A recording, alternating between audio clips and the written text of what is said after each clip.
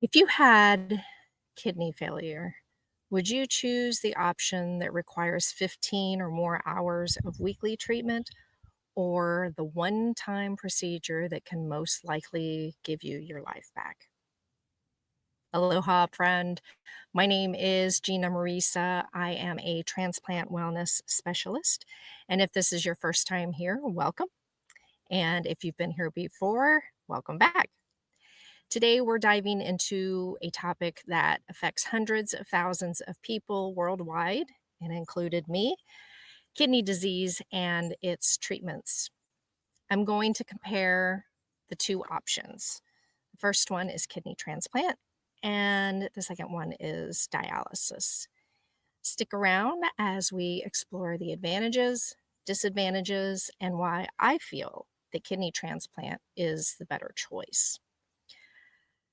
So, first, let's take a look at the numbers.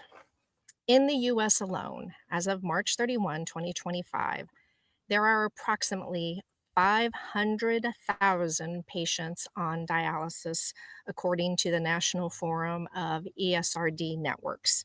ESRD is end stage renal disease. And as of September 2024, there are currently 90,000 people waiting for a kidney transplant, according to organdonor.gov. These numbers highlight the urgent need for more transplants and the life changing impact that they can have.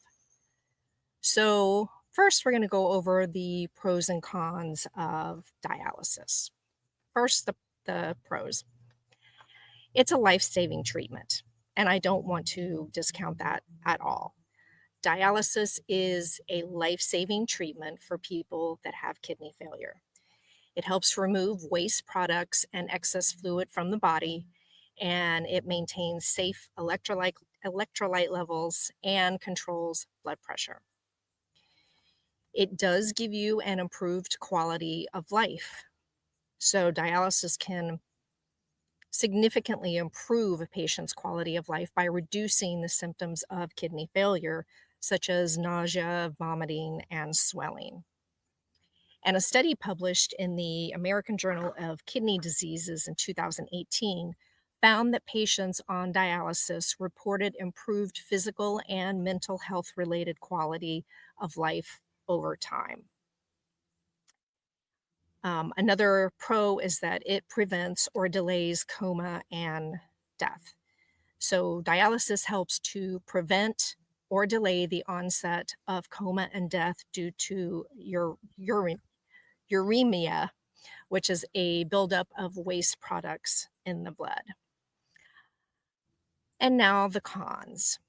So, dialysis requires a significant time commitment, typically involving 3 sessions per week and each one lasting 3 to 4 hours.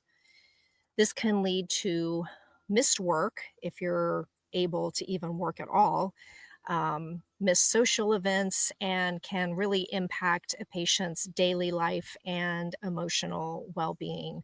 It can be quite the roller coaster. Dialysis can also cause various side effects, such as fatigue, cramping, nausea, and in some cases, heart problems. A study in the Journal of Renal Care in 2016 found that 85% of dialysis patients experienced at least one side effect, with fatigue being the most common. And this is in line with what I've seen in Facebook groups with a lot of patients on dialysis being really um, fatigued. Dialysis also increases the risk of infections, particularly bloodstream infections, excuse me, which can be life threatening. According to the Centers for Disease Control and Prevention, in 2019, the infection rate for dialysis patients was 11 per 8 per 100 patient years.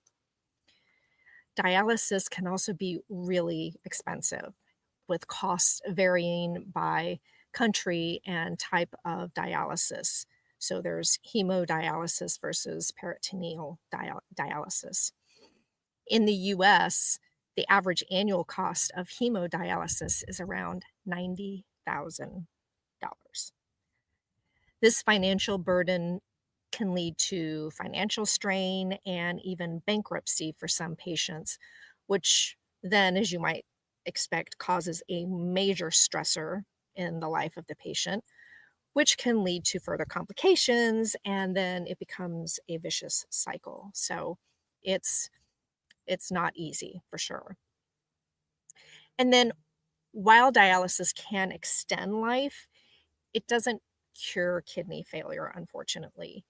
The average lifespan for patients on dialysis is 5 to 10 years, though this does vary depending on factors such as age, underlying cause of kidney disease, adherence to treatment, comorbidities, and things like that. So obviously there's a range, but that's just kind of 5 to 10 years is kind of the average. A clinical study in a study in the Clinical Journal of the American Society of Nephrology in 2018 found that compared to the general population, dialysis patients had a higher risk of all cause and cardiovascular mortality. So now we're going to go on to the pros and cons of kidney transplant. And the first one is an improved quality of life. So, with a successful transplant, recipients have an improved quality of life. I can tell you from my personal experience that my quality of life has substantially been better since my transplant. Though I do have to say that I have never been on dialysis. I was very fortunate and I went straight from being diagnosed after a couple of years of following a nephrologist and then went on to um, kidney transplant. So it was actually scheduled for me. I was also fortunate enough because I had a live related donor. So everybody in my family was tested, and my dad eventually was the one who ended up giving me a kidney. So I was lucky, and I say that up front, and I understand that wholeheartedly. But even though I didn't have to go on dialysis, my life leading up to the transplant, my quality of life was starting to decrease. I had super low energy, I had lost weight, and I just felt so much better post transplant. And dialysis comes with very strict dietary and fluid restrictions, but a transplant actually eliminates the limitations and allow this is how it allows you to enjoy a more normal life. And the second advantage is an increased lifespan. So the data really speaks for itself. A transplant offers significant survival advantage over dialysis. One study found a 68% reduction in the long term risk of death for transplant recipients compared to those on the waiting list who never received a transplant. That's an extra 8 years of life on average. What could you do with those 8 years? The next advantage would be a reduced time commitment. Obviously, you're not sitting in that chair for 3 to 4 hours, 3 to 5 days a week. Um, so the transplant eliminates that time-consuming process and frees you up to work, spend time with your family and friends, and spend time on your personal pursuits, things that you like to do. There are disadvantages of having a transplant, and yeah. So the biggest one is risk of rejection. I think that's the biggest one, I should say. So the body does not like foreign objects, and it recognizes a new kidney as a foreign object, and it attempts to reject it. So, to prevent the rejection, you have to take lifelong immunosuppressant medications, but the medications do come with their own set of side effects. But the risk of rejection is is real, and it's something that a lot of people are concerned about. It's something that I try not to think about a lot. Obviously, it's something that is there, it's in the back of my mind, but I have chosen to live my life on the daily, so I push that to the side, even though I know it's a real possibility. And so the side effects. The immunosuppressant drugs do increase the risk of infections. They can cause high blood pressure and even kidney damage. So it's really essential to weigh the potential side effects against the benefits of transplant. For me, it's a no-brainer, again, mainly because I've learned to work with the side effects. So I am no stranger to the side effects, right? I have had high blood pressure, which I don't anymore. I think that was kind of a freak thing, but in the beginning, I was taking high blood pressure medicine, and I've had osteoporosis, which I have since reversed. I developed cataracts. I nearly went blind in one eye due to having cat scratch fever. At least that's what they theorize. And I've also had trouble sleeping, but I have finally cracked the code on that one. I am happy to report. And the other con of a transplant is the limited availability. So, due to the current high demand, as evidenced by the statistics that I mentioned earlier, there's often a long wait for a suitable organ donor. There's so many different parameters that have to be met. It's not just the organ, it's your blood type, it's how healthy you are, whether you're a drinker or a smoker. There's lots of parameters involved, but the wait can be challenging and uncertain, and no guarantee of a match. So, for instance, you could be on the list and get a call saying, "Hey, we found you a kidney." And then you rush to the hospital only to find out, no, the kidney isn't viable, or no, this is wrong, or that is wrong. So that can be super frustrating if you're waiting for a transplant. And then, of course, there's always the risk of surgery. Like it's a major surgery, so like any major surgery, having a transplant carries risks such as bleeding, infection, and other complications. It's really crucial to discuss these risks with your healthcare provider.